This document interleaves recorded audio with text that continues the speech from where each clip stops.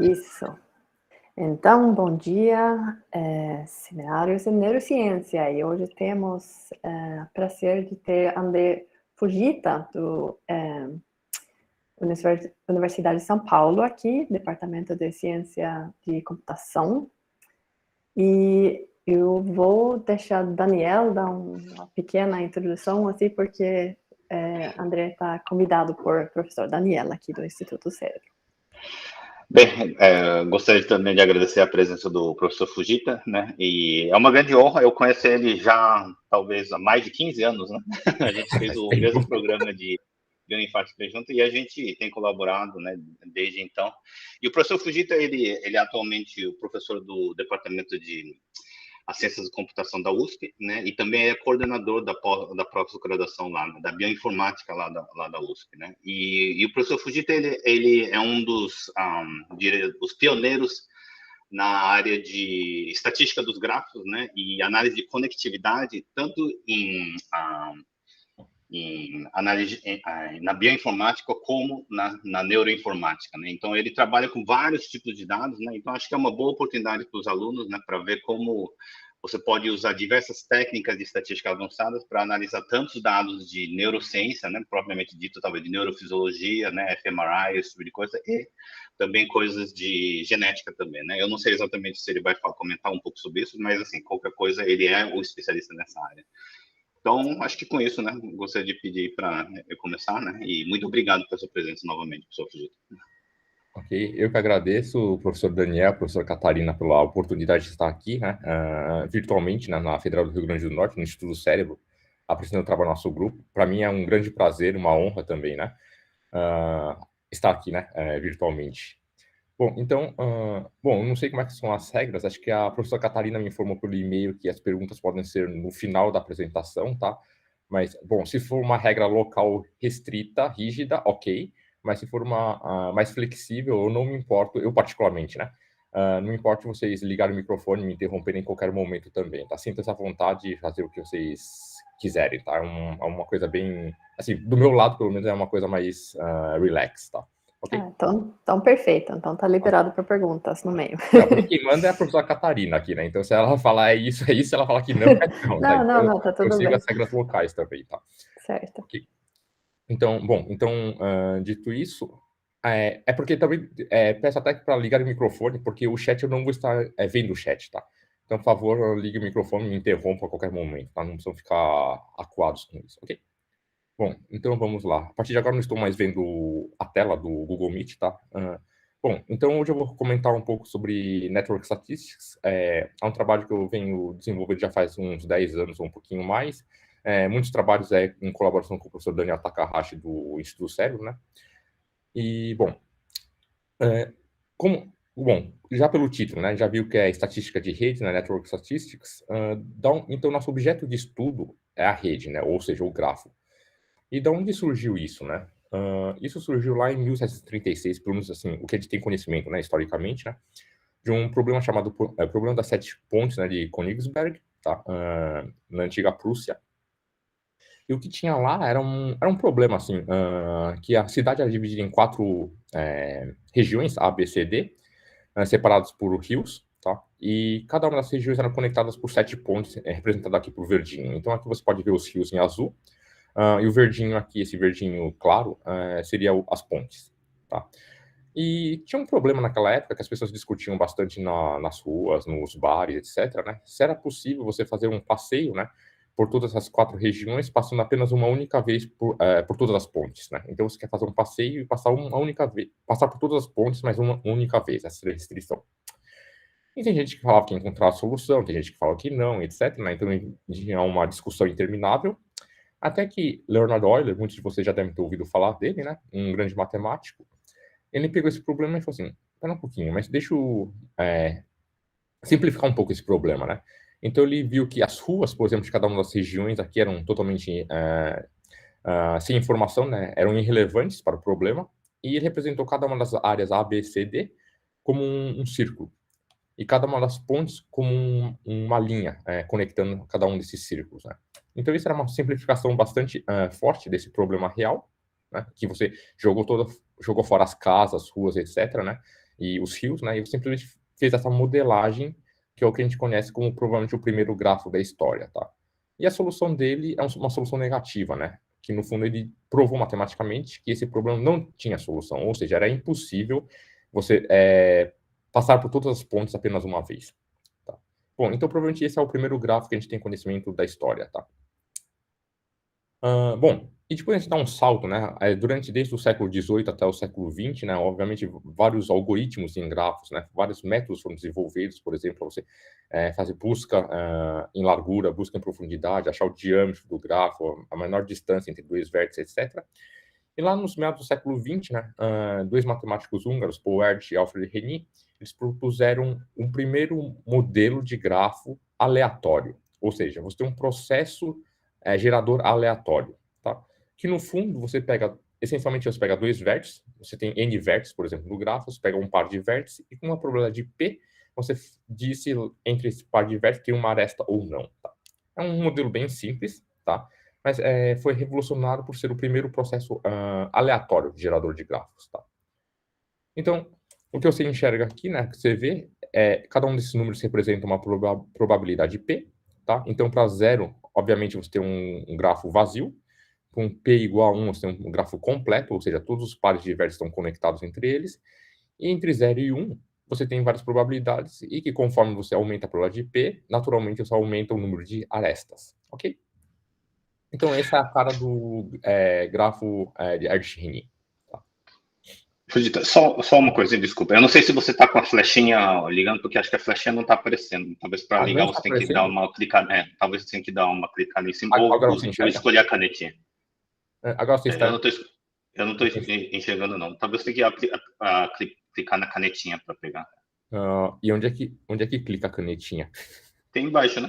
Pelo menos eu estou vendo aqui na sua tela, embaixo na sua própria apresentação. Na própria apresentação? No canto, provavelmente, esquerdo. Sim. Vocês estão vendo a flechinha? E agora? Agora sim, agora sim.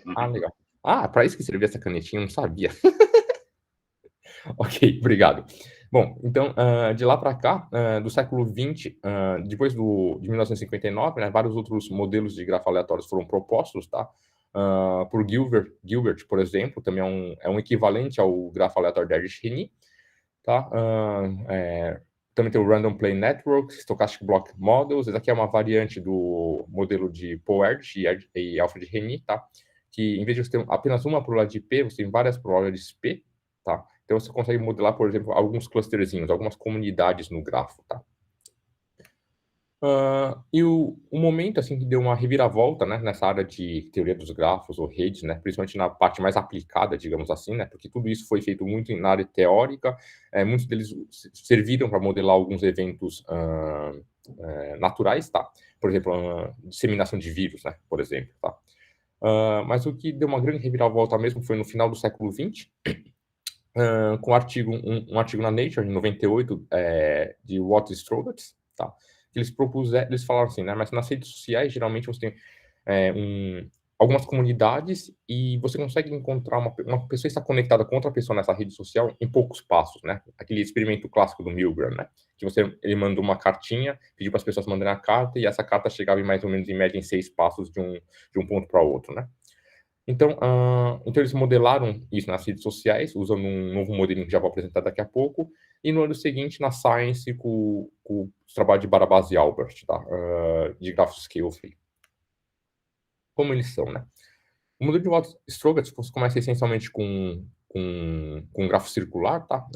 Que cada vértice é conectado com seus vizinhos mais próximos, K-vizinhos mais próximos, por exemplo, e com uma probabilidade P, você faz um shuffle das arestas. Então, se você tem um P pequenininho, que é o que geralmente você usa nas redes sociais, você obtém um grafo mais ou menos dessa cara, e se você usa um P igual a 1, você faz um shuffle de todas as arestas. Então, você obtém um grafo equivalente a um Erdős-Rényi, né? Um grafo totalmente aleatório, ok? Então, você pode ver aqui, por exemplo, né, com um P pequeno, que as pessoas que são vizinhas, são muito próximas, né, entre elas, próximas no sentido de grafo, né? São conectadas entre elas, e você consegue, por exemplo, suponhamos que esse vértice da esquerda é uma pessoa, esse outro vértice da direita é outra pessoa, você consegue ter um acesso dessa pessoa para essa em poucos passos. Por exemplo, você consegue ir desse indivíduo para esse e daqui para cá, ou seja, em 2 passos você consegue ter acesso, apesar delas estarem, digamos, fisicamente longe, tá? Por exemplo, nesse grafo aqui, daqui para cá, você teria que dar uma volta na metade do planeta, e aqui você consegue fazer em 2 passos, ok? Então essa foi a sacada do Ozzy Strogatz na época, em 98, tá? Então isso parece que representava bem, modelava bem redes sociais. Em contrapartida, o modelo de Barabás-Albert é um pouco diferente, né? O que ele tem, né? Você começa com uma sementinha, né? Por exemplo, um pequeno grafo, aqui não estou representando por 2 vértices, mas podia ter um pouco mais, 3, 4, 5 vértices conectados.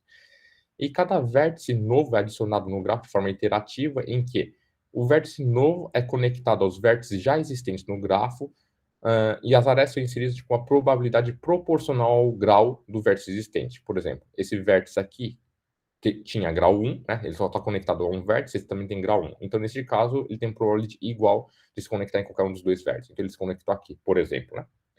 E depois, no próximo passo, eu vou inserir esse vértice aqui, ele vai se conectar a qual? Esse tem grau 1, esse tem grau 1, esse tem grau 2. Então, esse aqui tem um grau maior, então a chance do vértice novo se conectar ao vértice de grau 2 é maior, então ele se conecta aqui. E assim por diante.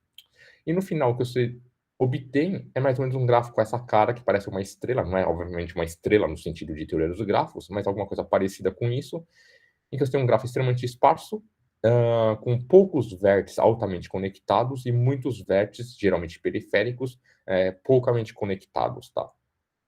Isso parecia modelar muito bem diversos tipos de redes empíricas, né, redes naturais, por exemplo, redes de interação proteína-proteína, que você tem algumas poucas proteínas que se conectam muito e muitas proteínas que se conectam pouco.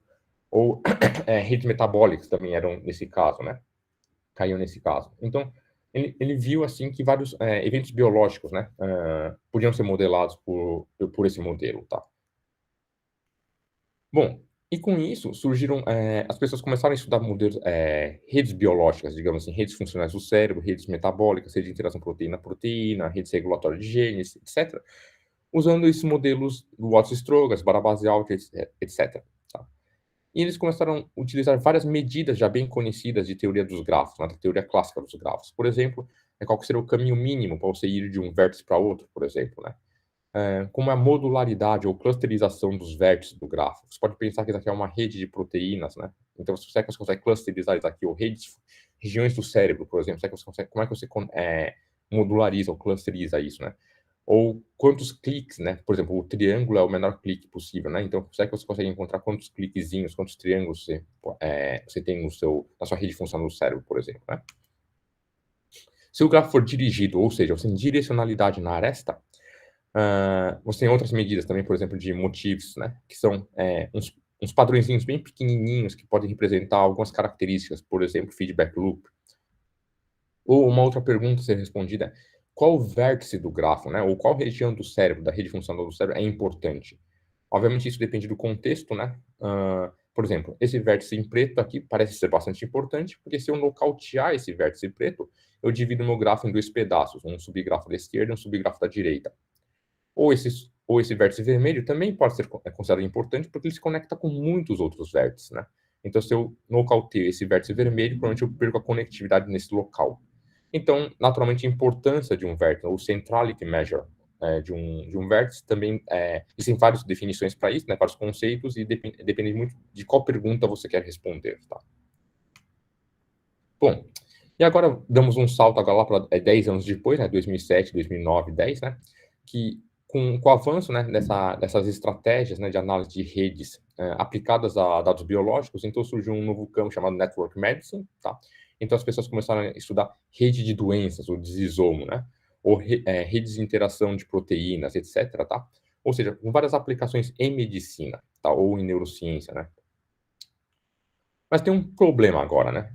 Todas essas redes biológicas, vocês que são do estudo do cérebro sabem, né? Que existe uma individualidade ou uma flutuação, uma aleatoriedade intrínseca dos dados, tá? Por exemplo, minha rede metabólica com certeza não é exatamente igual a de vocês, tá? Existe uma flutuação. Apesar de a gente ser muito parecido, pertencer do mesmo grupo, nossas redes não são exatamente iguais. A rede funcional do cérebro não é exatamente igual a de vocês, né? Cada um de vocês também são diferentes entre vocês, tá? Então, como tratar essa variabilidade ou essa individualidade também dos dados, né? Se as redes têm uma flutuação, né? Então, será que faz sentido você usar uma estratégia matemática ou de cientista da computação de você ter duas redes e simplesmente comparar? Aqui tem uma aresta, aqui não tem uma aresta. Então, simplesmente você fala que essas duas redes do cérebro são diferentes. Esse seria o que um matemático ou um computeiro diria, né?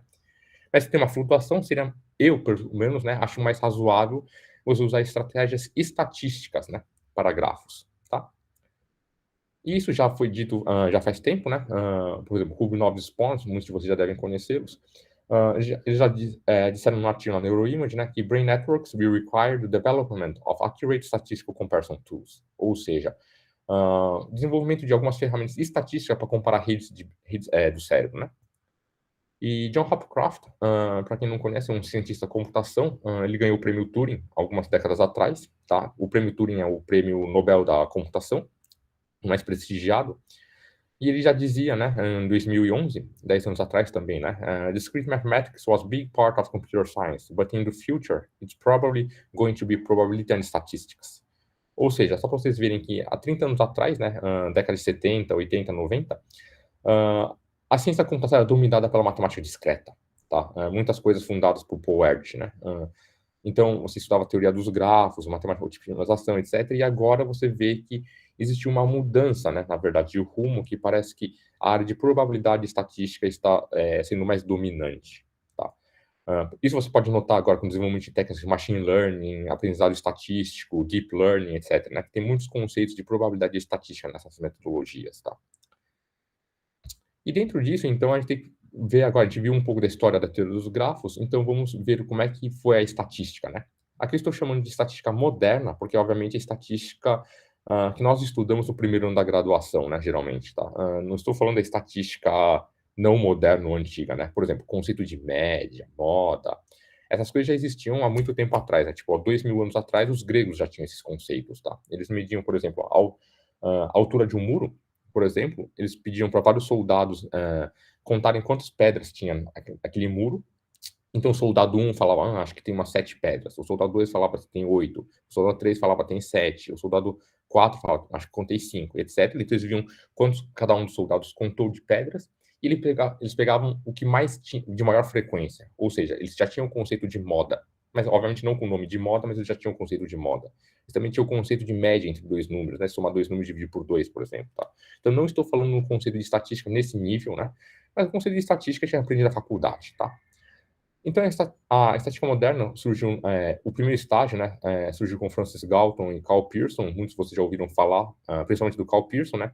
Os dois, Galton, na verdade, deu uma sugestão de uma ideia, né, de que seria um critério, uma ideia de correlação, né, ou dependência linear estatística entre duas variáveis aleatórias, e Carl Pearson foi o que formalizou essa ideia, tá?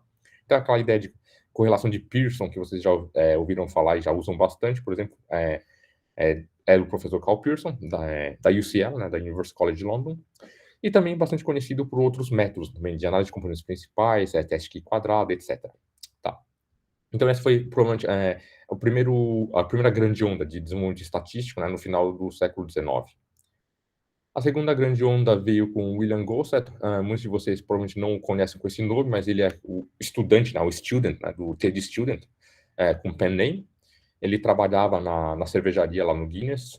Ele queria publicar, né, o seu teste T. Ele não pôde por motivos internos da empresa, então ele usou esse pen name para publicar o artigo, tá? Aqui você pode notar que existe já um clusterzinho, né, de pesquisadores, né, uma panela, né, digamos assim, porque, interessantemente, William Gosset, um ano atrás dele publicar o artigo dele do T-Test, ele trabalhou na UCL no mesmo laboratório que o Carl Pearson. Tá. Bom, e Ronald Fisher, acho que é desnecessário muita descrição dele, né? Muita coisa de estatística multivariada foi desenvolvida por ele, análise linear discriminante, ou análise discriminante de Fisher, né? Mais exatamente, análise de variância ou ANOVA, a ideia de maximum likelihood, tá? Máxima verossimilhança, então são coisas do Fisher. E a terceira onda veio com Jerzy Neyman, com intervalo de confiança, Egon Pearson, com Neyman, Pearson, Lemma. O Egon Pearson não é coincidência que tem o mesmo sobrenome que o Carl Pearson, ele é filho do Carl Pearson, tá? Então aqui vocês podem ver que existe um clique no grafo, né? Na verdade, já existe uma pequena comunidade de estatísticos trabalhando no início, né, da estatística moderna. E, obviamente, existem vários outros grandes pesquisadores de calibre, né? Por exemplo, Clive Granger, né? Ganhou de Nobel em 2003 em economia com a ideia de co-integração, mas ele também é bastante famoso na área de neurociência, economia, etc., conceito de causalidade de Grant entre séries temporais. Hirotsuga Gakkai também com a introdução da ideia de seleção de modelos. Tá? Então, aqui vocês podem ver que existem vários grandes nomes que trabalham no início, né, com os diversos conceitos de estatística que vocês já viram na graduação, muitos deles provavelmente na graduação, tá? E o problema agora vocês puderam notar aqui na apresentação que muitos desses, todos, na verdade, esses métodos, né, que vocês viram já até hoje, são aplicáveis a números, tá? Então, você tem a estatística teórica que você analisa números, e, por outro lado, tem a teoria dos grafos, que você estuda objetos chamados grafos, que são objetos compostos por um conjunto de vértices e um conjunto de arestas, né? Então, como você faz o tratamento estatístico de um grafo? Esse seria o problema, tá? Porque como você faz para somar dois grafos, por exemplo, né? Como é que eu faço para calcular a média entre dois grafos? Então, sequer eu consigo ter uma média entre dois grafos, né? Então, como é que eu vou fazer uma análise de variância ou um critério de correlação entre dois vetores de grafos? Como é que eu faço para identificar se o hemisfério direito e esquerdo do cérebro, as redes funcionais do cérebro, são correlacionadas, por exemplo, tá? Então, esse seria o problema. Então, a partir de agora, eu vou dar algumas ideias, né, de como a gente está tentando resolver essas questões, tá? Então, suponha um grafo simples, tá? 4 vértices, conectados por várias arestas, 1, 2, 3 e 4. Você consegue, sem perda de informação, né, representar esse grafo por uma matriz de adjacência 4x4, ou seja, se você tem n vértices no grafo, você tem uma matriz n por n, e você coloca 0 onde não tem aresta entre os pares de vértice e coloca 1 onde tem. Então, entre 1 e 2 não tem aresta, então linha 1, coluna 2 você põe 0, linha 2, coluna 1 você põe 0. 1 e 3 tem aresta, então linha 1, coluna 3 você põe 1, linha 3, coluna 1 você põe 1, e assim por diante. Então, no final, você obtém uma matriz de adjacência do grafo, composta de zeros e uns, e simétrica. Por quê? Porque esse grafo não tem direção nas arestas. Então, tudo que você vê de um lado vem para o outro. Né? Então, de 1 para 4 tem aresta, de 4 para 1 também tem aresta. Então, ela é simétrica em relação à diagonal principal. E por conhecimento de álgebra linear básica, né, você consegue decompor essa matriz de adjacência em dois conjuntos. Um conjunto de autovetores, n autovetores e n autovalores, representados pelo esse lambda vermelho. Tá? E com a matriz assimétrica, todos os autovalores aqui, a gente já sabe que são números reais. Tá? Isso é um ponto importante. Ok? Então, se você tem um grafo de n vértices, então você tem uma matriz n por n, então você tem n autovalores. E com esses n autovalores, você consegue construir um histograma, o que a gente chama de uma distribuição espectral do grafo. Tá? A parte interessante de você trabalhar com autovalores tem vários motivos. Né? Motivo 1 são números, então agora é um ponto inicial para a gente conseguir fazer estatística com eles. E ponto número 2, que também é importante, é que se daqui para cá você não tem perda de informação, aqui para cá você tem um pouco de perda de informação, porque você está jogando fora os autovetores aqui, tá? Você está trabalhando com os autovalores, mas a gente acredita que a perda de informação dos autovetores seja alguma coisa muito pequena, tá? A gente sabe muito pouco sobre a relação entre os autovetores e a estrutura do grafo, mas a relação entre os autovalores e a estrutura do grafo já é bastante conhecida. Obviamente não tudo, tá? Mas a gente sabe que muita coisa da estrutura do grafo está codificada de alguma forma dentro dos autovalores do grafo, ok? Então, aqui você tem a representação da distribuição espectral. Então, você pega os n autovalores, cria um histograma aqui, você tem essa distribuição espectral. E o interessante disso é porque a gente vai usar isso como um fingerprint. Tudo daqui para frente a gente vai usar isso aqui, tá? O Spectral Distribution. Por quê? Olha só que interessante, né? Se você tem duas distribuições espectrais diferentes entre elas, a gente consegue afirmar que os grafos correspondentes a elas foram gerados por processos aleatórios diferentes. Mas o oposto não é verdade, tá? Se a gente sabe que duas distribuições espectrais são iguais, a gente não consegue saber se os dois grafos foram gerados por processos aleatórios iguais ou não. Isso porque a gente tem alguns casos bastante raros, tá? Mas existentes, de grafos coespectrais, tá? Ou que são grafos que apresentam o mesmo conjunto de autovalores. São grafos muito pequenos que a gente conhece, tá? A gente não conhece muita coisa sobre grafos grandes, mas para grafos pequenos a gente sabe que existem grafos que são estruturalmente diferentes, mas que têm o mesmo espectro, tá? Bom, mas isso não é um problema para a gente, tá? E essa ideia de estudo, né, do espectro do grafo já é razoavelmente antigo, tá, de algumas décadas atrás. A gente sabe, por exemplo, isso surgiu bastante na área de química, né, no início, que, bom, se você soma o módulo de todos os autovalores, representa a energia do grafo. E também essa parte de estudo espectral do grafo também é usado, por exemplo, para você estudar quais são os vértices importantes do grafo. Eu falei antes, né, para vocês, que vértices altamente conectados podem ser bastante importantes, porque você tem vários conhecidos na sua rede social, mas também um outro critério poderia ser, eu tenho poucos amigos na minha rede social, mas eu tenho amigos muito importantes, tá? Então, neste caso, seria um outro critério, que é o que a gente chama de Eigenvector Centrality, tá? E também isso serviu de base também para o PageRank, usado no Google, né? Que o Google, na verdade, fundado por alguns ex-estudantes de Stanford, eles ganharam bastante dinheiro criando o algoritmo PageRank, tá? Que, de alguma certa forma, tem uma relação com a Eigenvector Centrality, tá?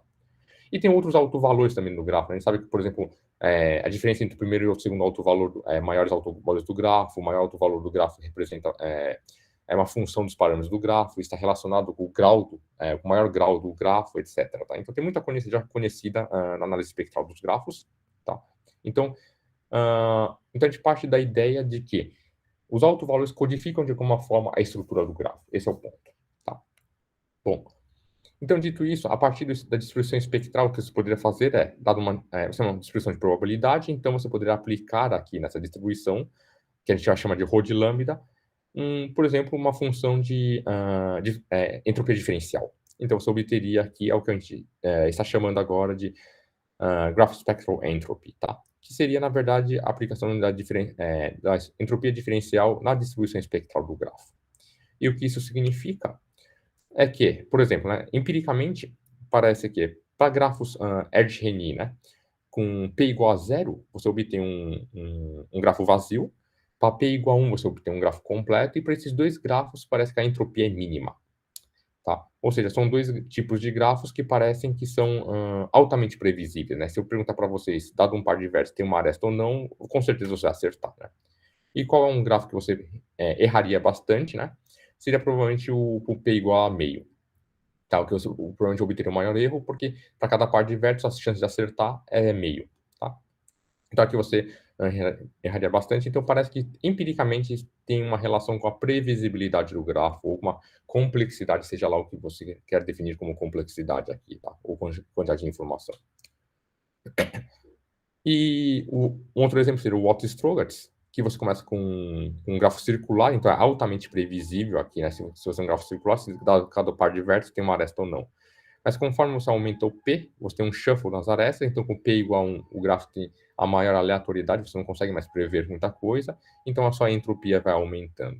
Tá? Então parece que, empiricamente, né, por simulações, parece que tem bastante relação com a previsibilidade do grafo. Tá? Nos estudos mais recentes, ainda não publicados do grupo, parece isso, a gente tem uma ideia de que parece que não é isso exatamente, e parece ter uma relação, na verdade, com os caminhos do grafo, tá? Com o tamanho do caminho que a gente encontra nos grafos, tá? Mas a gente não conseguiu provar isso ainda direito, tá? Bom, e a gente aplicou isso em dados de redes funcionais do cérebro, então aqui a gente tem dados públicos, né, de crianças autistas, não, aqui são ADHD, né, crianças com hiperatividade, e outro grupo de crianças controle, e aqui nós temos um grupo de crianças autistas e outro grupo de crianças controle. Montamos redes de correlação entre as regiões do cérebro, do sinal do fMRI, clusterizamos essas redes, obtivemos 4 clusters na figura da esquerda, 5 clusters na figura da direita, e aplicamos esse conceito de entropia do grafo em cada uma dessas sub-redes, e o que nós encontramos é que nesse cluster 2, nesse cluster verde somatomotor, a entropia é maior em média, né? Assim, estatisticamente maior em crianças diagnosticadas com ADHD do que nos controles. E aqui nós obtivemos um resultado parecido, mas na região do cerebelo. Tá?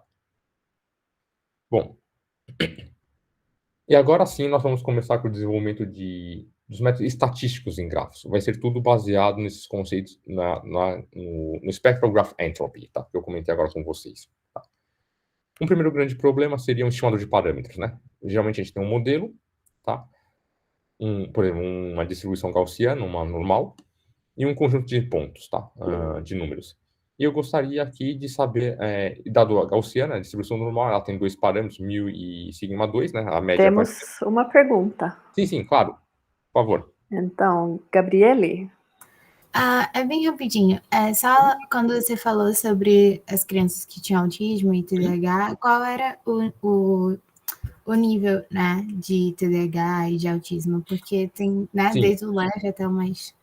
Sim, se eu não estou enganado, esses aqui são os dados do... Opa. Esses são os dados do ABID, esses aqui são dados do ADH da 200, tá? Então, acho que, se eu não estou enganado, é ABID 1, tá? Se eu não estou enganado. Eu acho que eles são bem nítidos, assim, no sentido que acho que não tinham criança na zona cinza, tá? Eu acho, tá? Uhum. E Então, aqui era mais autismo mais grave mesmo. Isso, acho que aqui eu não lembro, porque aqui eu não lembro agora se a gente usou aquele DSM-4 ou DSM-5. Eu acho que a gente excluiu, por exemplo, aqui o Asperger, tá? No autismo. Entendi. Tá. Uhum. E aqui no ADHD, se eu não estou enganado, acho que a gente juntou todos os subtipos, tá? Aquele combinado, hiperativo, tudo mais, que a gente colocou tudo no mesmo saco. Eu não lembro agora com certeza, mas se eu não estou enganado, foi alguma coisa nesse sentido, tá? Tá, ok, obrigada. Ok. Então, aqui, né, você tem dois parâmetros a serem estimados, média e sigma 2, na variância. Você tem estimadores de máxima verossimilhança, né, por exemplo, de Fisher de 1912, que simplesmente são bem conhecidos, né, todos vocês já conhecem. Para a média, você simplesmente soma tudo e divide por n. E para a variância, você subtrai de cada um dos itens, né, a média, leva ao quadrado e divide por n-1 para obter um estimador da variância não viesado. Tá? Então, isso aqui é muito bem conhecido já, né? Ok. Agora, o problema é para grafos. Suponha que você tem um grafo Erdős-Rényi e você quer estimar a probabilidade de P que eu usei aqui para gerar esse grafo. Então, eu te dou o grafo observado, que é esse, eu te falo qual que é o modelo, que é o grafo Erdős-Rényi, exatamente aqui, né? Eu te dou o dado, eu te dou o modelo. Aqui é a mesma coisa, eu te dou o grafo, eu te dou o modelo, que é o ER, e eu peço para você me estimar o P usado, tá? Neste caso é bastante simples, né? Basta você contar quantas arestas tem no grafo e dividir pelo número possível de vértices. Número possível de arestas, desculpa. Então, você tem 20 vértices aqui, então o número possível de arestas é 22A2, tá? E aqui eu contei quantas arestas tem 92, então fazendo essa continha eu obtenho um P-chapéu de 0,51, tá? Que é muito próximo do P que eu usei de verdade, que é 0,50, tá? Então, você tem um estimador para o grafo Erdős-Rényi, isso é uma coisa trivial. Algo que não é trivial é para um outro modelo de grafo, por exemplo, o Watt-Storks. Você tem um grafo circular aqui, com o probabilidade de P, você faz um shuffle nas arestas. A pergunta é, dado esse grafo, e dado que o modelo é Watt-Storks, eu quero que você me estime o P que eu usei para gerar esse grafo. Isso eu acredito que não seja mais tão trivial. Tá? Então, como você faz para estimar esse P? Ou para qualquer outro tipo de modelo de grafo, né? Suponha que você tem o Barabasi-Albert. Como você faz para estimar os parâmetros do modelo Barabasi-Albert, por exemplo? Tá? Então, de uma forma mais genérica, será que a gente consegue construir alguma coisa do tipo um estimador de máxima verossimilhança à la Fisher? E aqui está a nossa ideia, né? O que a gente faz nós temos um grafo observado. Para o grafo observado, a gente consegue construir a distribuição espectral dela. Nós temos um modelo do grafo. Para o modelo do grafo, para alguns modelos de grafo, tipo Erdős-Rényi, nós conhecemos a distribuição espectral teórica. Para os que não conhecemos, como nós temos um modelo, nós podemos gerar vários grafos, gerar, então, várias distribuições espectrais via Monte Carlo e calcular uma média delas e falar assim, essa é a distribuição espectral desse modelo com parâmetro θ, por exemplo. Tá? Então, é possível você construir distribuição espectral dado um modelo. E a ideia o que é? É você trocar, né, fazer a substituição da função de verossimilhança que a gente não tem para os grafos, né, e trocar isso pela distribuição espectral. E, no fundo, a ideia do Fisher segue. Então, o que a gente vai fazer? A gente vai chutar um θ aqui, um θ1 para cá, para esse modelo, e vamos gerar o grafo e a distribuição espectral do grafo. Então, vamos calcular a distribuição espectral do modelo do grafo gerado por θ1 com essa distribuição espectral observada. Depois a gente faz isso com θ2, com θ3, θ4, etc. E qual que é o θ estimado? É aquele que minimiza essa distância, ou seja, é o θ que faz esse cara aqui ficar bem parecido com esse daqui. Tá? Esse seria o θ chapéu. Que é exatamente isso, né? Que a distância entre essa distribuição espectral e essa seria definida pela divergência de Kuba-Kleber, tá? E eu pego o argmin disso. Tá? Então é exatamente isso. Você gera vários grafos com θs diferentes aqui, e você vai comparando com o seu grafo observado. E aquele que minimiza essa distância é seu θ chapéu. Exatamente a ideia do estimador de massa verossimilhança do Fisher. Tá? Aqui nós temos simulações. Nós temos 6 modelos de grafos aleatórios aqui. Tá? Aqui, entre parênteses, o parâmetro utilizado para gerar os grafos. Aqui nas colunas, vocês têm o tamanho do grafo. tá? Variando de 20, 50, 100, 500. E o que vocês podem ver é que, conforme o tamanho do grafo aumenta, o nosso estimador parece convergir para o valor verdadeiro, ok? Isso empiricamente. Tá? O que fizemos recentemente foi que, para a divergência Kuba-Kleiber, foi bastante difícil você provar isso, nós não conseguimos, mas trocando o Kuba-Kleiber pela norma L1, minha aluna de doutorado, Suzana, ela conseguiu provar a consistência do estimador. Tá? Ou seja, ele converge para onde deveria convergir, né, para o verdadeiro. E aqui, o que nós fizemos... desculpa. E antes de explicar isso, também o que é importante é que esse nosso estimador aqui é bastante devagar, tá? Muito devagar. Tá? Por quê? Porque, essencialmente, você tem que gerar essa distribuição espectral. E para os computeiros de plantão, você construir a distribuição espectral, né, calcular todos os autovalores do grafo, é n cubo, tá? A complexidade. Você precisa de...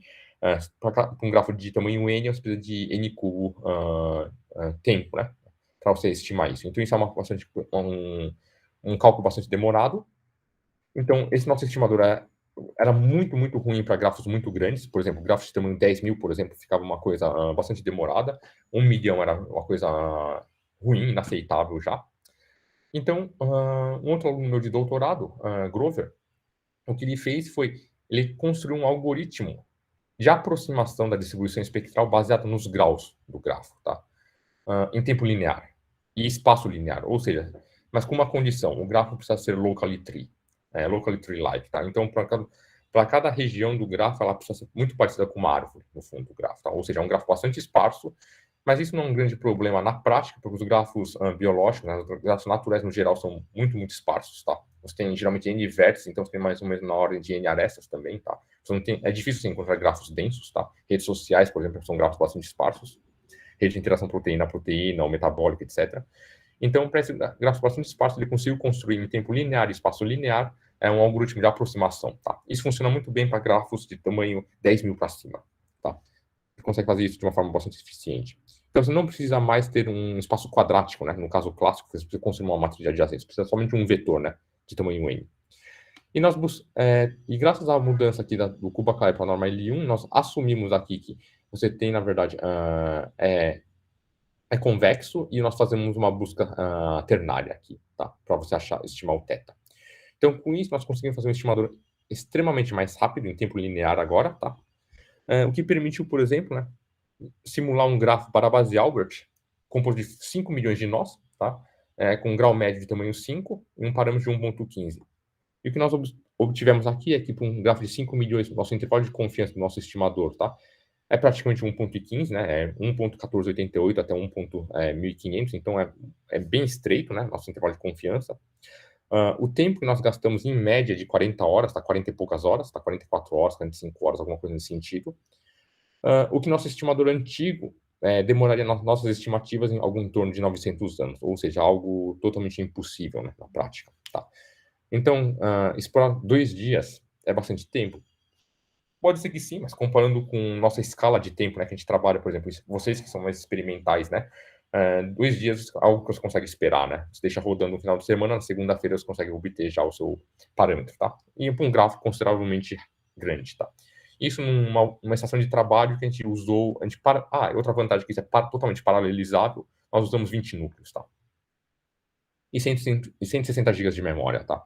Assim, a memória não tem muito o que fazer, nós tem N vértices, tem que armazenar os N vértices, tá? Acho que menos do que isso, acho bastante complicado. Ok. Depois do estimador de parâmetros, um outro conceito seria a seleção de modelos, dado um conjunto de dados aqui, suponhamos que você tenha 3 modelos, tá? Parece que o modelo da esquerda e da direita não são muito razoáveis, porque aqui, se você tivesse um outro ponto novo aqui, a predição do ponto novo seria bastante ruim, né? Porque você liga todos os pontinhos, então a generalização desse modelo é ruim. No modelo da direita é bastante simplista, né? Você não consegue captar essa nuvem de ponta, como é que ela está, né? Porque aqui eu gerei uma senoide, tá? Você não está pegando o formato da senoide, aqui você está pegando um Vzinho. E no modelo apropriado aqui, assim, entre aspas, apropriado, né? Parece que é uma coisa bem razoável, né? Então a ideia, olhando aqui os dados, parece que o modelo do meio parece ser mais apropriado. Mas a pergunta é, como a gente faz isso de uma forma objetiva, tá? Hirotsuga Akaique, em 74, ele propôs um critério de informação de Akaique, né? Assim, obviamente ele não chamou o próprio método dele de Akaique Information Criterion, né? Era um Uninformation Criterion, que posteriormente as pessoas trocaram o Uninformation por Akaique Information, né? Ele não era tão egocêntrico, que você usava a função de verossimilhança, né? Então você e penalizava isso por 2 vezes o número de parâmetros. Por quê? Porque quanto mais parâmetros você tem, mais fácil você ter um fit, né? Um ajuste do seu modelo no dado, tá? Então você tem que penalizar pelo número de parâmetros. E o que nós fizemos foi alguma coisa bastante parecida. Novamente, o truque você tem vários modelos, 3, 4, 5, N modelos, você tem o grafo observado, calculamos a distribuição espectral de cada um do grafo e dos diferentes modelos, e nós selecionamos quem? O modelo que minimiza a divergência de Kuba-Kleiber, penalizando por 2 vezes o número de parâmetros. Tá? Então, isso seria o modelo de melhor ajuste. Aqui são... Então, é exatamente a ideia, é exatamente igual, o mesmo truque do Akaique. A única diferença é que a gente troca a função de verossimilhança pela distribuição espectral. Aqui nós temos uma aplicação em 7 modelos, 7 espécies de... 7 redes de interação proteína-proteína de 7 espécies, tá? Aqui você tem dados descritivos de como são essas redes.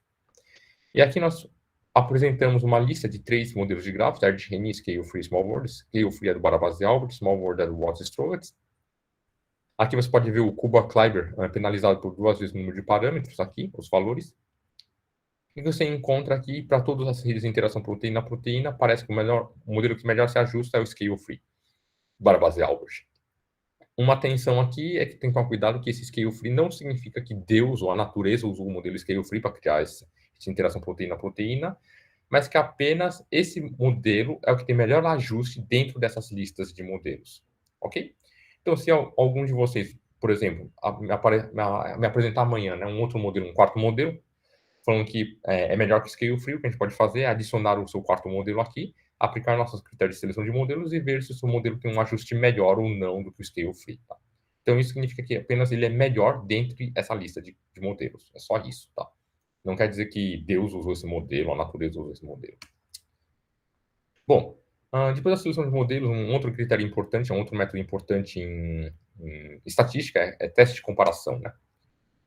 O teste T é bastante famoso, o teste T de Student, né? Você tem 2 conjuntos de dados aqui, então você quer testar se a média entre esses 2 conjuntos é igual ou não, levando em conta a variância, né? A variabilidade dos dados. Tá? No fundo, então, você tem essa variância aqui dos dados, e você quer testar se essa média 0 é igual a essa média 2 ou não. Tá?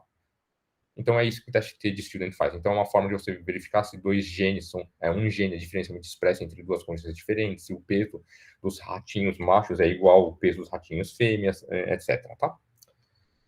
E para grafos? Você tem 2 conjuntos de grafos aqui. Eu quero saber se esses 2 conjuntos de grafos foram gerados pelo mesmo processo gerador. Tá? Então, eu não estou interessado em achar isomorfismo ou fazer um matching entre os grafos, tá? Eu só quero saber, na verdade, se eles foram gerados pelo mesmo modelo gerador, tá? É isso. Tá? Porque, principalmente, não faz muito sentido você fazer um matching dos grafos, né? Porque você tem essa flutuação também, né?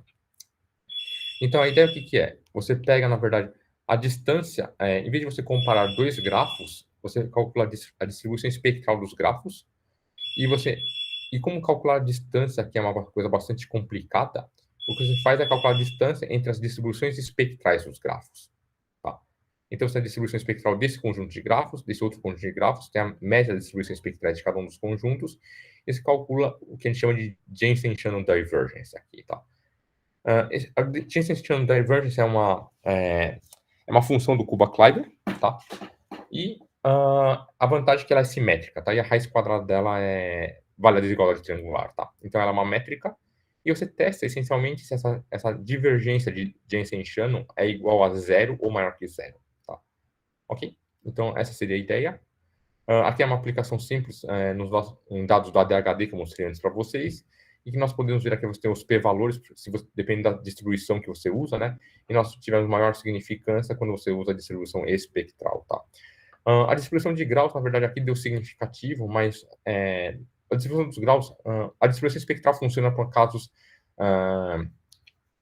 para uma generalização maior de modelos de grafos, tá? Porque a distribuição de grau, por exemplo, não funciona quando, por exemplo, o grafo Watt-Strogas, por exemplo, né? Que a distribuição dos graus não muda, tá? Independente do P, tá? Uma segunda aplicação seria em dados de coexpressão gênica, tá? Esses aqui são dados de glioma, um tipo de tumor de cérebro, tá? É que eu vou passar rápido, acho que não é exatamente a área, né, de interesse de vocês, mas o que a gente consegue ver é que nós montamos redes de coexpressão de genes, tá?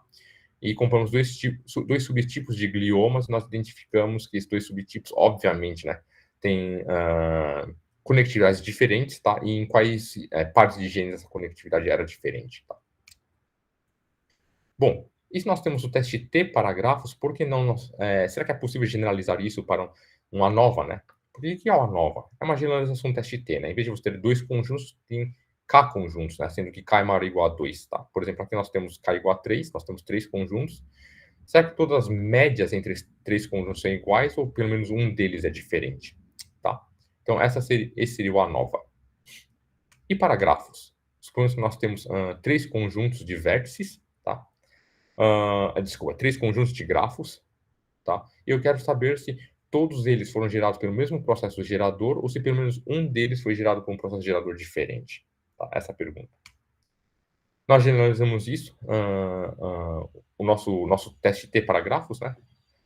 Suponhamos que você tem 3 populações de grafos, então você consegue calcular a distribuição espectral para cada um dos grafos e calcular a média dessas distribuições espectrais, a média aqui é outra média, e você consegue calcular a média das médias, tá? Vocês concordam comigo? Se todas as 3 populações forem geradas iguais, então as 3 médias de distribuições espectrais são iguais, então a média das médias deveria ser igual. Então, se vocês calcular a distância entre essa média com a média das médias, essa média, a média das médias, e essa média com a média das médias, isso deveria dar alguma coisa próxima de zero. E se pelo menos um deles é diferente, então essa diferença, essa soma das divergências Kuba-Kleiber deve dar uma coisa maior do que zero, porque uma delas deve ser diferente, tá? Então é isso que a gente está essencialmente testando aqui, tá? Então é uma generalização direta do nosso teste T para grafos. Aqui nós aplicamos em dados de autismo, ou mesmo conjunto de dados anterior, e que nós testamos aqui o grupo controle versus o grupo Asperger versus o grupo autismo, tá? Em cada uma dessas sub-redes do cérebro. E que nós identificamos é que o p-valor deu significativo, então a próxima pergunta seria, deu significativo para o cerebelo, tá? Mas para nenhuma das outras regiões, e para o grupo cerebelo, para a região do cerebelo, qual parzinho de grupos é significante diferente? Todos eles ou um par só? Então, nós testamos controle versus Asperger, controle versus autismo e Asperger versus autismo. E o que nós identificamos que é o que faz a diferença na nossa ANOVA de grafos é que o controle versus autismo é o que estava fazendo a diferença, né, em termos de distribuição espectral da rede. Tá? Mas aí você me pergunta, ok, mas você precisa ter conjuntos de grafos, né, para cada um, precisa ter replicadas de grafos para cada um dos conjuntos. Isso a gente pode obter em neurociência, mas no caso geral, você não tem replicados. Por exemplo, redes sociais. Eu tenho uma rede social do Facebook, só uma aqui na região de São Paulo, somente uma na região de Natal. Eu não tenho replicados. Tá? Eu tenho uma rede social do Brasil, uma rede LinkedIn do Brasil, uma rede LinkedIn da Alemanha. Então, se eu não tenho replicados, será que é possível você comparar, né, testar 2 ou mais conjuntos de grafos e ver se esses grafos foram gerados pelo mesmo processo aleatório? A princípio parece que não, porque você não tem replicados, então você fala que você não consegue fazer estatística. Mas se você pensar um pouquinho mais, né, olha só a ideia. Imagina só a intuição é o seguinte, você tem um grafo Erdős-Rényi, que para cada par de vértices você escolhe uma probabilidade de P, para colocar esta ou não. Então você sabe aqui que isso segue uma Bernoulli. E você tem um conjunto de Bernoullis, né, para cada parzinho de vértices fazer isso, então você tem uma binomial. E você consegue estimar o parâmetro da binomial e a variância da binomial, certo? E se você tem 2 grafos Erdős-Rényi, então você tem uma binomial aqui, outra binomial aqui, será que você consegue comparar, né, fazer um teste dos parâmetros dessas binomiais? Sim, você consegue, fazer um teste de razão de verossimilhança. Então, parece que se você tiver um grafo só aqui, outro grafo só aqui, parece ser possível você testar. Tá? Então, mas qual que é o problema, né? O Erdős-Rényi é trivial, né? Porque, na verdade, você sabe que é um conjunto de Bernoulli, então você tem uma binomial de um lado, binomial do outro, e testar isso já é bastante conhecido. E para um grafo, para distribuições não conhecidas, né? Que é para um caso genérico do grafo, né? O problema consiste em você estimar o parâmetro, tá? E a variância do parâmetro. Mas isso a gente já tem, né? O estimador de parâmetro, eu mostrei para você em slides anteriores, tá? Então, a gente usa o nosso estimador de... Então, dado o modelo do grafo, você usa o estimador de parâmetro. Você consegue estimar a variância desse parâmetro via um bootstrap paramétrico. Então, você tem o parâmetro estimado e a variância dele. E com isso, você consegue fazer o resto segue exatamente o ANOVA do Ronald Fisher. Tá? O único ponto é que eu teria que mostrar que a distribuição, né, na verdade, do seu parâmetro estimado aqui segue uma gaussiana. Empiricamente, conseguiu mostrar que parece que sim, para vários modelos de grafos. Então, você conseguiria usar uma estatística F aqui e fazer o teste F. Tá? Então, você consegue ter uma análise de variância para grafos, quando cada conjunto de grafos, na verdade, não é um conjunto, é um único grafo por conjunto. Tá? Então, agora eu consigo testar de uma forma semi-paramétrica, né, porque eu preciso tirar um modelo do grafo, tá, agora, se esses grafos são gerados pelo mesmo parâmetro ou não, tá? Então, esse seria uma nova para grafos únicos, ok? Bom, então aqui nós aplicamos uma ilustração da aplicação seria nesses 6, né? Conjuntos de redes de interação proteína-proteína de 6 tipos de bactérias, tá? Nós aplicamos nossa nova para grafos, nós obtivemos um p-valor significativo, então o próximo passo foi identificar quais pares de redes de interação proteína-proteína são diferentes entre elas, tá? E nós obtivemos esses pares aqui, tá? Com um p-valor significativo, tá? Mesmo após a correção para múltiplos testes, ok? Bom, um outro critério clássico, né, de estatística seria a correlação.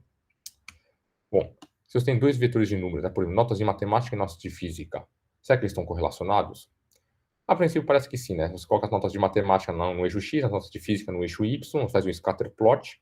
Essencialmente, o que é isso, né? Você faz uma regressão aqui, né, nos seus dados, analisa o coeficiente angular aqui, tá? Isso seria a correlação de Galton-Pearson, né? Proposto na década de 80 do século XIX, tá? Bom, então, o que significa isso, né? Se você sabe a nota de matemática, por exemplo, a pessoa tirou 8, você tem um bom chute para a nota de física da pessoa, né, do mesmo indivíduo. Se a pessoa tirou 8 em matemática, você tem um chute razoável de que você acha que a pessoa tirou alguma coisa 7, 8, 9 em física. É difícil você encontrar, apesar de casos raros, uma pessoa que é muito boa em matemática e muito ruim em física e vice-versa. Mas, a princípio, parece que são dados correlacionados, tá? Agora, a questão é, e para grafos? Você teria um conjunto de grafos, por exemplo, o hemisfério direito do cérebro no eixo X e o hemisfério esquerdo do cérebro no eixo Y. Como é que eu faço para plotar esses grafos nesse espaço aqui e fazer uma regressão linear e estudar o coeficiente angular disso? Eu não faço a mínima ideia, né? Porque grafos não são números. Então, como a gente faria uma correlação entre vetores de grafos, tá? Ou, por exemplo, um outro exemplo seria, eu tenho a rede, né, de interação das empresas da Bovespa e a rede de interação das empresas da Nasdaq. E elas estão mudando ao longo do tempo, e eu quero saber se essas duas redes de empresas, por exemplo, estão correlacionadas ou não, tá? Por exemplo.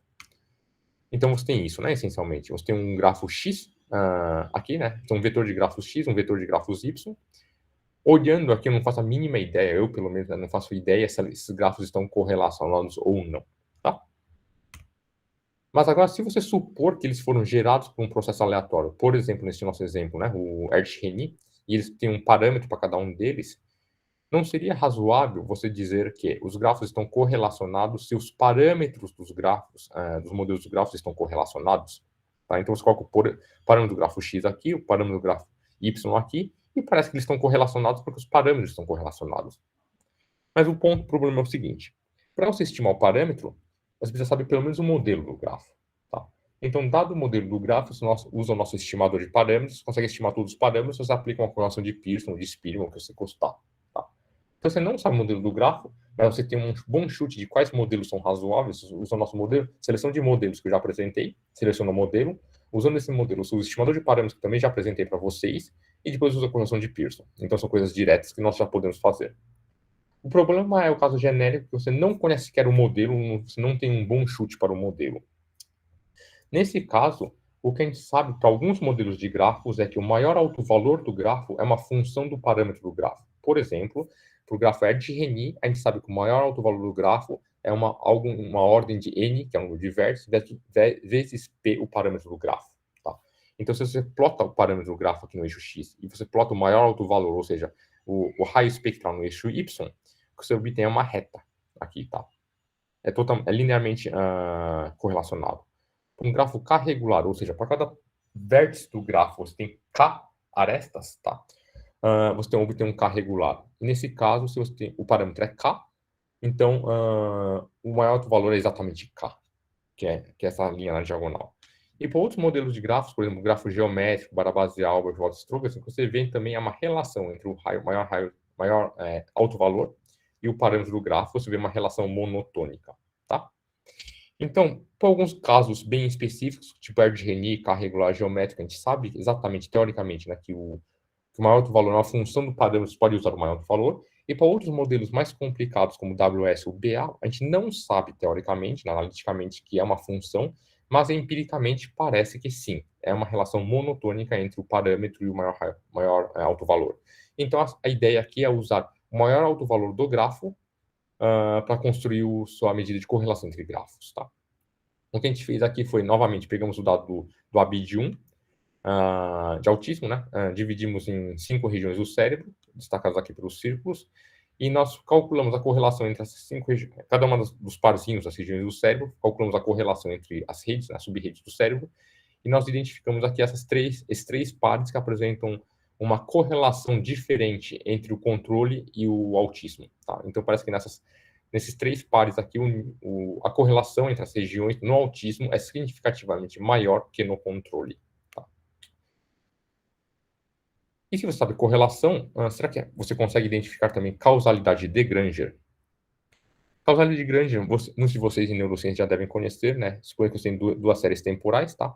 Então, se você usa uma série temporal X, né, representada pela linha sólida, você consegue prever, né, até que ponto, né, o comportamento da sua série tracejada, que é a série Y. Se você consegue, provavelmente existe um fluxo de informação, né, da linha tracejada para a variável representada pela linha tracejada, para a variável representada pela linha sólida, tá? Ou seja, você tem uma causalidade de Granger da série X para o Y. Obviamente, isso não é uma causalidade aristotélica, no sentido aristotélico, né? Que um realmente causa o outro, né? Porque isso é apenas uma previsibilidade no sentido numérico só, né? Você está vendo apenas um tipo de correlação no lag do tempo, tá? Um exemplo clássico, na verdade, é aquela história da previsão do tempo, né? Você liga a sua TV lá, assiste o noticiário e fala que amanhã vai chover e chove, amanhã vai fazer sol e faz sol. E nem por isso o moço ou a moça do tempo está causando o tempo de amanhã, né? Assim, não existe nenhuma relação, né? Então, existe apenas uma correlação temporal aqui, tá? Então, no nosso exemplo anterior, agora imaginem que os grafos, né? Agora tem o eixo do tempo aqui, tá? Então, o grafo X varia ao longo do tempo, o grafo Y varia ao longo do tempo. Se você pega o parâmetro, você assume que tem um modelo gerador, você calcula o parâmetro, você calcula a correlação entre esses dois parâmetros, você não enxerga nenhum tipo de correlação, mas se você verifica no lag, por exemplo, você consegue encontrar uma correlação aqui no lag, tá? Então, baseado nessa ideia, você poderia usar um modelo vetorial autorregressivo, que muitos de vocês já devem conhecer, para identificar causalidade de Granger entre X e Y, tá? Entre as redes X e a rede Y, ok? Nós aplicamos novamente naqueles dados de autismo, em que nós temos construímos redes funcionais do cérebro variantes no tempo, aqui são dados de fMRI, nós dividimos em hemisfério direito e esquerdo, então nós temos redes funcionais do cérebro variando no tempo entre hemisférios direito e esquerdo, e tentamos identificar se existe causalidade de Granger entre os hemisférios, nas crianças autistas e controles, tá? E nós identificamos que sim, parece que existe uma diferença em termos de causalidade nas crianças, em particular nessas duas regiões do cérebro. Tá? E agora, saindo um pouco da ideia mais estatística, mas migrando um pouquinho mais para a área de estatística computacional, aprendizado de máquina, né? Uma próxima abordagem seria clusterização de grafos, ou graph clustering, né? Quando se fala de clusterização de grafos, o que muitas pessoas imaginam é, dado um grafo, você clusteriza os vértices do grafo, tá? Você clusteriza os vértices do grafo muito bem conectados, coloca num cluster, esparsamente conectados em outro cluster, tá? Então, você obtém alguma coisa desse tipo.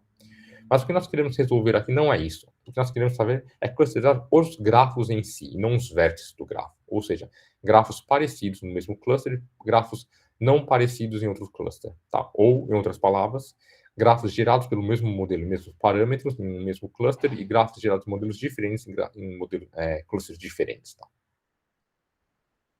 Bom, em estatística clássica, né, um trabalho de 91 seria a ideia de mistura de gaussianas, tá? Você pode imaginar que vários itens que você quer clusterizar foram gerados por 3 gaussianas, por exemplo, neste exemplo aqui, e o seu problema consiste em saber por qual gaussiana gerou cada um desses itens. Então, você sabe que esse item aqui foi gerado por essa gaussiana 1, ela está no cluster 1, foi gerado pela gaussiana 2, está no cluster 2 e assim por diante, tá? Então, é baseado em modelos, e isso é feito usando um algoritmo clássico chamado Expectation Maximization, algoritmo de Expectation Maximization, tá? Um algoritmo clássico de estatística computacional. E aqui fazemos exatamente a mesma ideia, tá? Suponhamos que tem N grafos, tá? Número de clusters K, o número de clusters precisa ser dado no algoritmo, isso você consegue estimar usando um estimador, por exemplo, da slope, tá? Que é algo que a gente propõe. E um modelo de grafo aleatório M, tá? Então, aqui você pode usar o estimador de parâmetros, que é o que a gente já apresentou para vocês antes. Aqui a inicialização dos clusters se inicializa com um valor qualquer de θk para cada um dos clusters. Aqui o expectation step, aqui você calcula, está em aspas duplas, né, o conditional probability, porque não é exatamente uma probabilidade condicional, né? Porque aqui você está calculando, na verdade, uma divergence Kuba-Kleiber, tá? Aqui você não está usando nada de likelihood, né, uma verossimilhança, nem nada, por isso que a gente coloca entre aspas duplas, então, mas seria alguma coisa parecida com a ideia, né? Do algoritmo EM, tem o clustering step, que é exatamente igual à ideia do algoritmo EM, e o passo de maximização, tá? Cada um dos parâmetros. Então, a estrutura, na verdade, é bem parecida com a clusterização EM, tá ok? E aqui nós temos uma aplicação em que mostramos 2 macacos, tá? Que são dados o macaco, na verdade, está acordado, e você está coletando o dado dos sinais do cérebro do macaco via eletrocardiograma ao longo do tempo, tá? Em um certo momento, na verdade, nesse momento representado pela linha sólida verde, você aplica uma droga, uma anestesia no macaco, o macaco dorme, tá? Ele perde a consciência. Essa perda de consciência é identificada nessa linha azul, tá? Quando o médico veterinário toca o macaco via cotonete ou alguma coisa, causa uma perturbação no macaco e você não vê nenhuma reação no macaco, tá? E nós clusterizamos então, para cada ponto no tempo, no eixo X você tem o tempo, né? Cada ponto do tempo você tem uma rede funcional do cérebro do macaco mudando, tá? E nós clusterizamos essas redes funcionais ao longo do tempo em 2 estados, né? Em 2 classes, tá? Que provavelmente seria o acordado dormindo. Porque você pode ver que nós clusterizamos muitos dos grafos, né? Antes dessa linha sólida aqui, como acordado, e depois a linha sólida como dormindo, tá? Obviamente, alguns poucos grafos como anestesiado, alguns poucos outros grafos como dormindo aqui, tá? Nós fizemos uma regressão sigmoide aqui para ver qual que era mais ou menos o meio dessa sigmoide, e que nós identificamos aqui é o momento que existe uma transição entre o acordado para o dormindo, tá? Que é o momento que é depois da droga, obviamente, tá? Mas depende do método que você usa, tem casos que, na verdade, acontece uma coisa absurda de você falar que o macaco apagou antes da injeção da droga, tá? Então, apesar de ser uma coisa óbvia, não é tão fácil de obter isso, tá? E antes do médico veterinário descobrir, né, perceber, dar o aval de que o macaco, de fato, está dormindo, tá? Isso foi testado num outro macaco, tá? Na verdade, desculpa, no mesmo macaco em dias diferentes, tá? E aqui é o caso contrário, quando a linha sólida é quando o médico veterinário confirma que o macaco está acordando, e a linha tracejada é quando o nosso método fala que o macaco está acordando, tá?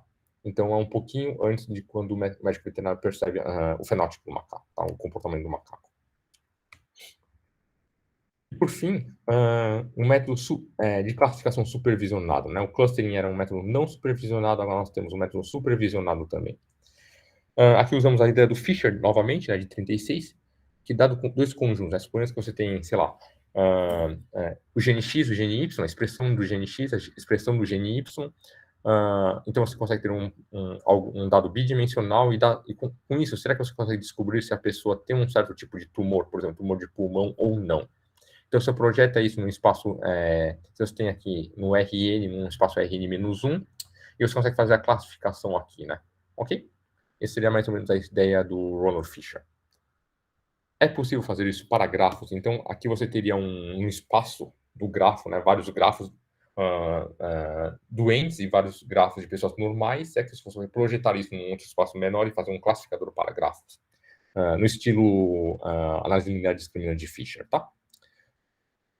Bom, o que nós fizemos foi, nós analisamos a distribuição espectral dos grafos novamente, fizemos uma convolução na distribuição espectral e nós seguimos a mesma fórmula do Fisher, tá? Então, você tem a covariância between, within, e você tem uma razão entre elas. Então, você acha o máximo dessa razão, que seria o nosso classificador, tá?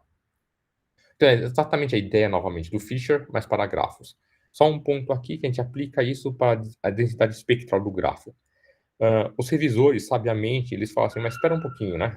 O que vocês estão fazendo não é simplesmente para a distribuição espectral do grafo, né? Você está fazendo isso para qualquer tipo de função, no fundo, né? Uma série temporal, uma função, né? E de verdade, sim, né? Não precisa ser necessariamente a densidade espectral, é apenas uma função. Então, nós reescrevemos parte da introdução, seguindo as sugestões do revisor. Então, aqui estou apresentando como uma análise linear discriminante para grafos, mas, na verdade, o artigo foi publicado como uma análise linear discriminante baseada em convolução para funções, no fundo, tá? Então, aqui são resultados para funções, no fundo, né? São dados coletados públicos, tá? De diversos dados funcionais, e que nós temos diversos classificadores para eles. Para classificador para função, vocês podem ver que tem vários na literatura, e o nosso método é o que apresenta o menor erro médio, ok? Para todos esses conjuntos de dados. E uma vantagem do nosso método é que nós podemos fazer uma análise parecida com uma análise de Fourier. Nós conseguimos decompor a função em seu espectro, tá? E remover, na verdade, as frequências desnecessárias, os que são ruído, tá? O que prejudicam nossa classificação, tá? Então, nós conseguimos fazer isso dentro do método também. Então, aqui vocês estão vendo dados de eletrocardiograma, tá? E que, depois de remover o sinal, né? Depois de você aplicar uma convolução e maximizar o shape, né? Na verdade, desses dois sinais de eletrocardiograma, nós obtemos um sinal mais ou menos desse tipo, tá?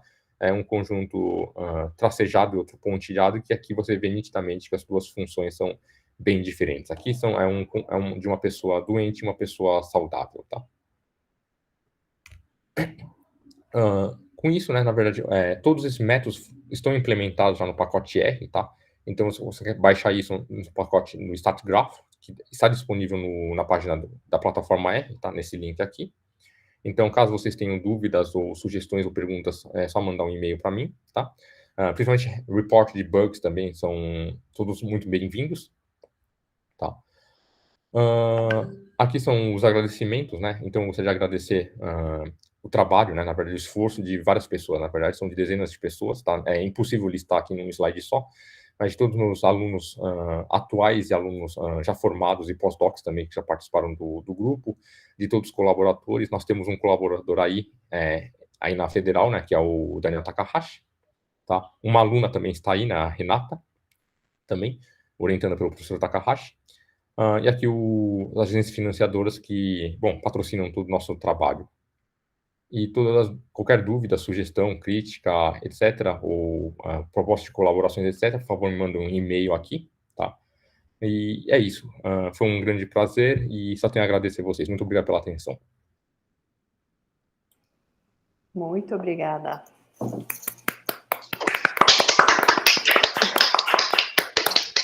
Muito obrigada. Maravilhoso. Esse trabalho de fazer estatística nos gráficos. Eu não tenho conhecimento nessas áreas, mas é um grande trabalho que estou vendo sendo feito aqui. Maravilhoso. Obrigado. Então, vou deixar aberto para perguntas. É verdade, tinha um chat, né? Deixa eu ver aqui o chat. Eu acho que o chat não está tranquilo. Não, mas é que a lista de presença. Agora, Fernanda. Tem uma pergunta. Olá. Olá. Obrigada pela apresentação, professor, foi ótima. Eu trabalho com ressonância magnética. Deixa eu ver se eu boto aqui no vídeo. Eu trabalho com ressonância e imagino que esses dados que você mostrou de autismo quanto de TDAH são dados de resting state. Isso, sim, exatamente. E aí eu fiquei me perguntando qual a estratégia que vocês usaram para montar a matriz de adjacência. Porque você vai ter lá o dado, dividiu, parcelou, né, usou algum atlas para parcelar o cérebro, e aí daí até você montar a sua matriz de adjacência para escolher, então, né, como é que seu grafo vai ser formado. Qual é a estratégia que vocês têm usado? Então, esse é um ponto bastante importante, né? O que a gente fez foi uma coisa bem simples, tá? Como você falou, né? A gente usou um atlas, tá? Acho que foi o CC400, se não estou enganado. Então, você acha que tem 351 regiões do cérebro. Depois a gente removeu algumas regiões do ventrículo, blá, blá. E tivemos, acho que, 316 ROIs. E depois a montagem do grafo foi simplesmente aplicar uma correlação entre as ROIs. No fundo, foi uma coisa bem simples. Mas aí você, de toda forma, você depois tem que escolher um limiar para você considerar o que é que você considera que seja uma aresta ou não. Então, esse é um ponto, na verdade, que no fundo a gente não escolheu um limiar, a gente usou a própria matriz de correlação, tá? Na época. Aí a sua pergunta vai ser, mas espera aí, André, mas você precisa ter um grafo, né? Sim. Então a gente assumiu que é um grafo completo ponderado, tá? Vocês estão usando ponderado, então. Isso. Mas tem um buraco aqui, na verdade, né? Que no fundo a gente fez tudo para grafos, né? Assim, não ponderados e não direcionados, né? E aqui a gente está assumindo a nossa aplicação da ressonância magnética para a rede de interação proteína-proteína, não porque os grafos são não dirigidos e não ponderados, né? Mas por causa da ressonância magnética em si, a gente está assumindo que o grafo é ponderado e tudo que a gente fez vale para o ponderado também. Tá bom, obrigada. Ok, obrigado eu.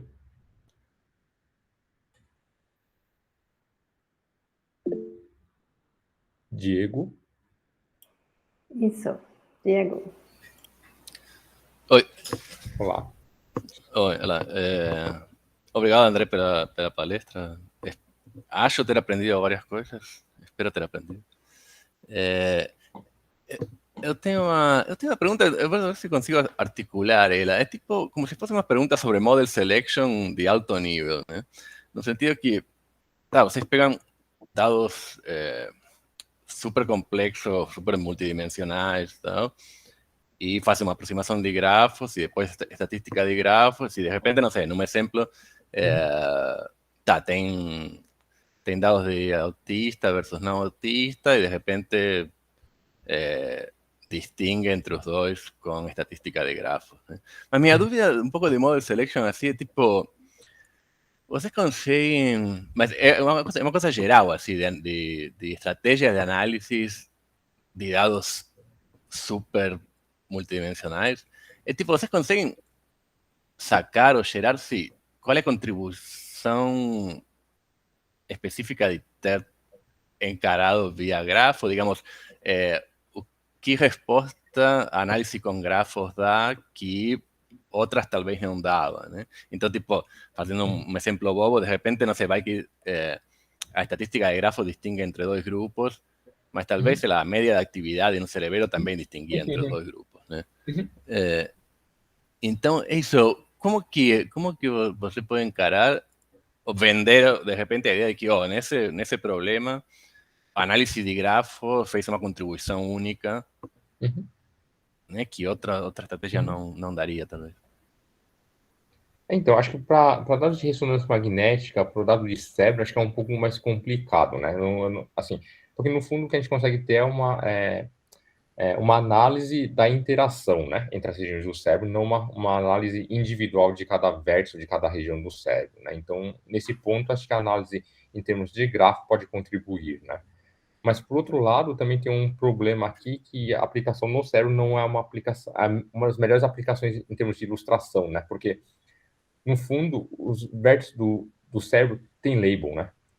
Então, se eu vou comparar dois grafos, por exemplo, o meu e o seu, eu tenho os labels, né? Dos vértices, certo? Então, eu não preciso, na verdade, jogar isso no espaço do espectro do grafo, por exemplo, né? Assim, seria um exemplo, acho que, na verdade, acho que uma análise seria mais válida, seria quando os grafos não têm labels. Por exemplo, redes sociais, né? Ou outra, que você não tem label, né? Na verdade, tem, mas os grafos são de tamanhos diferentes, né? Então, na verdade, não tem, né? Uma rede social de São Paulo e de Natal, por exemplo, o tamanho é diferente, né? Já. Então, seria uma coisa que você não conseguiria simplesmente comparar os grafos, né? Colocar um em cima do outro, né? Por exemplo, né? No caso do cérebro, acho que seria uma coisa mais... ou você pode ter labels, mas são labels diferentes, né? Por exemplo, hemisfério direito e esquerdo do cérebro, ou o cérebro de diferentes espécies, por exemplo, né? Que você até tem, na verdade, uma equivalência, né? Mas não é exatamente a mesma coisa, né? Então, acho que mais nesse sentido, acho que seria acho que a contribuição acho que pode ser um pouco maior, né? Se você tem labels, acho que você tem ferramentas mais simples para resolver o mesmo problema. Ok, pode ser. Sim. Certo? Porque se você tem o gráfico com label, né, eu posso fazer simplesmente uma coisa bem... Assim, a primeira ideia que eu teria, que é simplesmente simples, você pega as duas matrizes de adjacência e calcula um menos o outro. Então você tem a diferença, né? Sim, ok. Não, entendi. Sim. Tá. Ok. Pode ser. Então, o grafo vir cobrir esses casos que... Sim, entendi. Tá, obrigado. Ok. Então, obrigada, professor Diego. Agora temos o professor Jorge. Deixa eu aparecer aqui. Olá, André. Obrigado pela sua palestra. Na realidade, eu tenho duas perguntas, duas curiosidades, né, que eu gostaria que comentasse, se for possível. No caso de neurônios, você tem conectividades que são dinâmicas, né? E pelo que eu entendi, a sua apresentação toda foi baseada em questões estáticas. Não é verdade? Então, assim, como se trata, se é um problema tratável do ponto de vista de estatística de grafos ou não? Né? E a segunda pergunta seria o seguinte, como é que é considerado um caso de um grafo que tem a característica fractal? Né? Como as conectividades dos brônquios, né? Até de neurônios também. Tem árvores que têm uma característica fractal muito interessante. Né? Como é que é tratado essa questão? Ok. O primeiro ponto da dinâmica, né? Que é variante no tempo, né? Conectividade. Isso. Na maior parte deles, a gente não tratou a conectividade variante no tempo, né? A gente assumiu uma conectividade média, tá? Então, a gente tem um gráfico que representa a série temporal inteira, né? Entre as regiões do cérebro, tá? Com uma única diferença seria pro método que a gente por causal de Granger, né? Que a gente fez uma janela, na verdade, para cada intervalo de tempo, a gente montou um grafinho, né? Uma redezinha para cada trecho no tempo, tá? Então, esse acho que é o único caso que a gente assume que tem uma dinâmica, né? A segunda pergunta é de grafos com características fractais, né? A gente não chegou a estudar, acho que, nenhum modelo de grafo aleatório que gera um grafo com características fractais, tá? Um primeiro chute, assim, acredito que, dado o modelo do grafo, eu esperaria que funcionasse, tá? Mas eu não sei, a gente teria que estudar isso direito, porque acho que nenhum modelo tinha característica fractal. Então, eu não sei te responder se funciona ou não. Eu chutaria que sim, eu apostaria que sim, tá? Mas eu não tenho nada, nem matemático, nem empírico, para te falar que funcionaria. Eu não consigo te provar nada. Ok, obrigado. E agora, Tiago. Bom dia, professor. Parabéns pela sua palestra, foi muito bacana, muito didático. Já que a moda agora é fazer dois comentários em um, o primeiro deles seria um pouco na continuação da pergunta do Diego.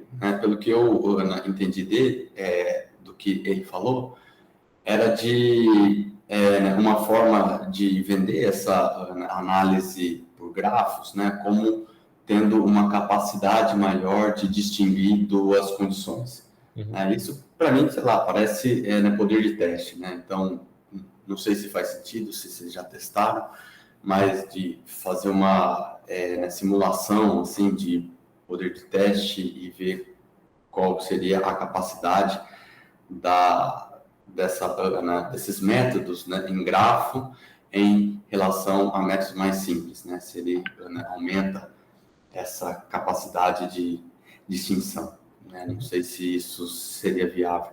E aí, uma outra pergunta é que quando você estava falando da análise de variância, eu fiquei curioso por esse detalhe, de como vocês chegaram a distribuição F, porque tipo essa análise de variância, você tem que, né, na teoria de como você divide, né, distribuições conhecidas, né, e isso chega na F.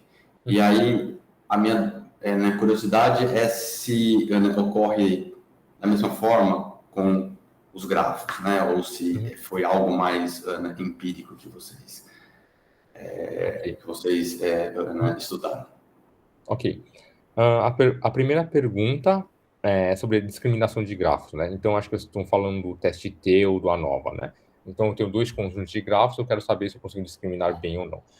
Neste caso, assim, a discriminação entre dois conjuntos de grafos é uma coisa, assim, razoavelmente estudada. Acho que desde 2017 para cá, acho que as pessoas estão começaram a trabalhar bastante nisso. Tem vários outros métodos propostos também, diferentes dos nossos, tá? Porque a nossa primeira versão foi de 2012, né, no Takahashi et al. Depois, em 2017, surgiram vários... teve um lag, né? Depois, em 2017, surgiram vários outros métodos, tá? E a gente até comparou com alguns desses métodos também, já propostos na literatura. E o que a gente viu é que, bom, para o método que a gente analisa o espectro do grafo entre dois conjuntos de grafos, o nosso método parece que tem um poder maior, setado um threshold de p-valor, né? Então, se você controla a taxa de falsos positivos, o nosso teste parece que tem um poder maior. E mesmo que você troque, e se você trocar a distribuição espectral para uma outra feature do grafo, por exemplo, distribuição dos graus, a distribuição espectral parece que funciona melhor, tá? Então, por isso que a gente usa a distribuição espectral, tá? Principalmente, um caso clássico, na verdade, né, seria o grafo Watt-Strogatz, né, que a distribuição dos graus não muda, né, essencialmente, tá? Então, nesse caso, o da gente acaba funcionando melhor. Desculpa, a distribuição dos graus não. Na verdade, o que não muda é o grau médio, né? Porque o número de arestas não muda, tá? Agora, por exemplo, se você pegar o segundo método ANOVA, né? Que é para grafos únicos, né? Para cada conjunto, você quer testar uma rede social do Brasil e outra da Alemanha, por exemplo. Nesse caso, tem uns 4 ou 5 métodos na literatura. Nós comparamos com todos eles, o nosso. E o que a gente obteve é que o nosso é o único entre vários modelos de grafos, entre vários métodos, tá? Que a gente consegue efetivamente controlar a taxa de falsos positivos e ter um poder alto, tá? Porque tem muitos modelos que, por exemplo, funcionam somente para o grafo Erdős-Rényi, por exemplo, tá? Que é o caso mais simples. Mas por causa do Erdős-Rényi, como eu já falei para vocês, né? Eu consigo fazer um teste de razão de verossimilhança, é uma coisa bem, bem simples. Eu não preciso saber nada de grafos, essencialmente. Se eu souber a estatística básica do primeiro ano, eu consigo fazer uma razão de verossimilhança, né? Porque são duas binomiais, tá? Para outros modelos de grafos simples também, eles funcionam bem, mas se você muda um pouquinho o modelo de grafo para uma coisa um pouquinho mais complicada, pode ser até um grafo tipo geométrico, por exemplo, que não é tão complicado assim, eles já começam a quebrar. Não controla mais taxa de falsos positivos, o poder fica ruim, etc. E o nosso é o único que parece que mantém a taxa de falsos positivos, né? Então, se eu seto um p-valor de core de 5%, ele me dá realmente 5% de taxa de falsos positivos, tá? E com poder alto. Então, essa seria... Não sei, espero ter respondido a pergunta 1. A pergunta 2, será um pouquinho que agora me apareceu a palavra fractal, mas a fractal é do professor George. O seu era do... Qual que era? Era sobre o método que vocês usaram para determinar a distribuição de probabilidade da estatística do teste. Isso, na nova. Como a gente chegou na F, né? Deixa eu mostrar aqui. Cadê o F? Aqui. É esse, né? Então, essencialmente, o passo 1 é o nosso estimador de parâmetro normal, o passo 2 é o estimador da variância do parâmetro usando o Bootstrap, e o passo 3, 4 e 5 são exatamente o ANOVA do Fisher. No fundo, a única diferença que a gente fez foi um algebrismo bem simples, aqui a gente só reescreveu a forma de uma outra forma, só para a gente conseguir botar em função do número de replicados do Bootstrap aqui. Mas, essencialmente, é a mesma forma do Fisher. Então, a gente não fez nenhuma derivação mágica ou... Não fez nada. A gente fez, simplesmente, a sacada foi usar o estimador, nosso estimador antigo para estimar o parâmetro, né? Usar um bootstrap paramétrico para estimar a variância do parâmetro que a gente não sabia e depois o resto seguiu direto. O Daniel tem um comentário. É que, só para finalizar antes do Takahashi, porque se eu não me engano, né, uma distribuição F vem de uma razão de normais, né, dividido por Q quadrado, cada um, né? Uhum. Então, sei lá, isso é um desenvolvimento teórico, talvez basta só mostrar que empiricamente segue essa regra, né? Por mais que, e aí talvez justifique pular todo esse desenvolvimento por um caso. Mas, sei lá, foi mais uma curiosidade mesmo, e muito obrigado pelas respostas. Não, só é que acho que o Daniel tem um comentário sobre sua pergunta, não é? Ou não? Não, acho que é bem isso. Na verdade, o que eu ia falar é exatamente o que o Thiago tinha. Porque, na verdade, vocês fizeram a distribuição do estimador de parâmetro quase gaussiano, né? Uhum. Então, como você está pegando a quadrada, vira aproximadamente de quadrado. Então, na verdade, tem essa justificativa empírica mesmo. É isso que entendi. exatamente o que o Thiago estava sugerindo, né? Uhum. Sim. Entendi. Obrigado.